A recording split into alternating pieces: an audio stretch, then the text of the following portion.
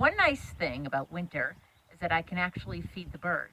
I can't do it in summer because we have bears, and I can't really lure bears to the house. But in the wintertime, when I know all the bears are asleep, I just put up this little fat feeder. And it's just one of those little hunks of suet that you put in one of these little cages. And that's about all I have. I have one of these and I have one in the back, and then I kind of threw a bunch of seed on the ground. It's actually not even seed. Technically it's hamster food, but the birds seem to really like it, and the squirrels, unfortunately, also really like it. But what can you do? It's been nice though. It's been really nice feeding the birds. There's a little downy woodpecker. Oh, look at how it just clings to the post. Oh, 2 cardinals, nice. 3 cardinals, look, there's, wow, 3.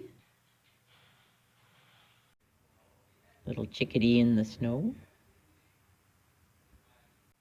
Look at this bratty squirrel out there eating at the feeders. Oh, it's so annoying. Stupid squirrel. Oh, and there's another bird that I haven't seen much of this winter. See, there's a little white-breasted nuthatch. It just flew away. Oh, well. But there's the mourning dove. Another little woodpecker. Oh, look, there's the cardinal. And I just saw the lady cardinal somewhere. I don't know where she went. I just saw some robins, too. So that's the Carolina Wren there at the bottom of the little feeder. Oh, it's so pretty. What a pretty color brown it is. And the Carolina Wren back again. So there's a downy woodpecker on the suet feeder, but waiting for her turn is the little red-breasted nuthatch. See her up there at the top? Oh, nope, nope. Oh, they're going to share. Oh, that's so nice. Isn't that nice? And then there's chickadee waiting. See, isn't it nice? They'll take their turns. Unlike squirrels. There's the male hairy woodpecker, just pecking away. Peck, peck, peck, peck, peck.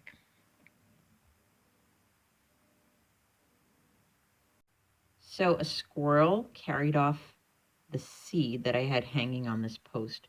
But see all the little juncos on the ground still? There's a lot of seed left there, and they are ground feeders, so that's why you see them hopping around on the ground. We've really been having a good time watching the birds. And the little and the bigger woodpecker together. And look, turkeys, but they don't really go to the feeder. That's the tufted titmouse and his little cousin, the black-capped chickadee. Oh, look, and a junco went up there too.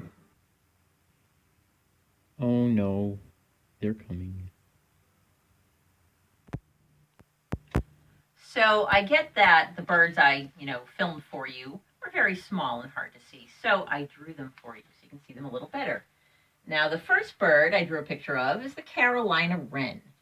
And I was very surprised to see that at the feeder because I think they mostly eat bugs. And honestly, I think it was just there to check it out. I never really saw it come back very much, although I do see it a lot in the winter. And another bird we had was the mourning dove. And that's a bird you'll see all over the country, usually walking around on the ground. You'll see them, mostly feeding on the ground if you've got a feeder. Cardinal. Mostly a eastern U.S. bird. We always like to see them in the winter because they're so pretty and bright. And then everyone loves the chickadee, one of our happiest little visitors. We'll eat from a suet feeder, we'll eat on the ground, we'll eat anything you put out for it, along with its little cousin, the tufted titmouse, a delightful little bird that we have here in the eastern U.S. And then we also have these 2 woodpeckers, the downy and the hairy, and they look almost exactly the same, except the downy's he's very wee and the hairy is a little bit bigger. I was expecting to see them. I was not expecting to see the red-breasted nuthatch. That was really cool on my suet feeder. You have to look really closely because they're super small and they are easily confused with chickadees. And we also had the white-breasted nuthatch, a little bigger, a little more common. I also saw a blue jay, but I didn't get it on my phone. And then the last bird I want to talk about is the dark-eyed junco. And I find this a very fascinating bird, and I'm going to tell you all the reasons why I find it fascinating.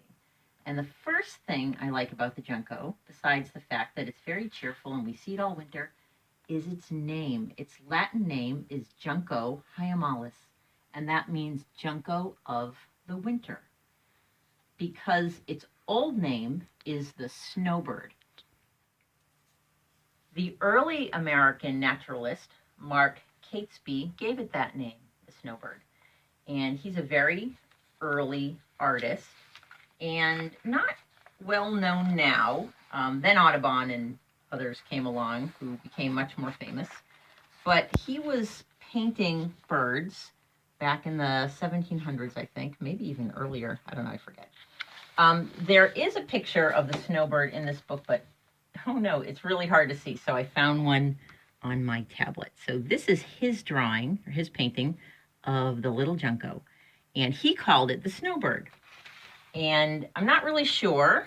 Did he call it the snowbird because it's white on the bottom and gray on top, kind of like a dark, snowy day? Or is it because most people only saw it in the winter? Anyway, he described this bird to Carl Linnaeus, and Linnaeus is the Swedish botanist who came up with the system of giving everything two names, denoting genus and species. So he called it Junco of the winter. So check out my map that I made of the range of the dark-eyed junco. And I did rip this map off totally from my Sibley book. So in the wintertime, most people see the junco because this is its winter range pretty much throughout the United States. And then in the summer, it goes up and lives in Alaska and through Canada. But see these people who live here in the pinky purple, including me? Supposedly, we see the junco for its year-round home. But I've never really seen it in the summertime, and I don't know. Am I just not paying close enough attention? So I'm going to have to start looking more for my little winter visitor. And then the last thing that I find very fascinating about juncos is that there are so many ways to be a junco. Now, there's two distinct species. There's the yellow-eyed and the dark-eyed. And all the yellow-eyed juncos pretty much look like this. But if you're a dark-eyed junco, a Junco hyemalis, you can look all these different ways and still be considered the dark-eyed junco. If you look at an old field guide, you might see that some of these are separate species. And then some other field guides might call some of these subspecies. But I think now that is actually a controversial topic, and a lot of people just call them regional populations. So birds in different parts of the country, even though they are all dark-eyed juncos, they might all look a certain way. Like out west, we have the Oregon junco, which is very different. It's got a very dark head and a little bit more orangey on the sides. And then out west, you have the pink-sided. And then these, I think these are in the southwest, but it's the slate-colored. This one is seen throughout the U.S., and this is the one that I have here. The simple one with the simple, gray top, white tummy, although they also come in brown, which is kind of cool. And then if a slate-colored and an Oregon get together, you might get some hybrids that look a little like them both if you smush them together. So these are all dark-eyed juncos, even though they look pretty different, but the things that they have in common is they all have, kind of white tummies. They're all kind of grayish on top. And then they all have this very interesting field mark. They have like this dark bunch of feathers in their tail and then white on the side. So when they fly, you can see this bright flash of white. And I think they all pretty much make the same sort of twittery noise. I love their little sound they make. It makes me think of scissors snipping. I don't know why that's what it makes me think of. Anyway, a bird I really like, and I hope you can see it too sometime this winter.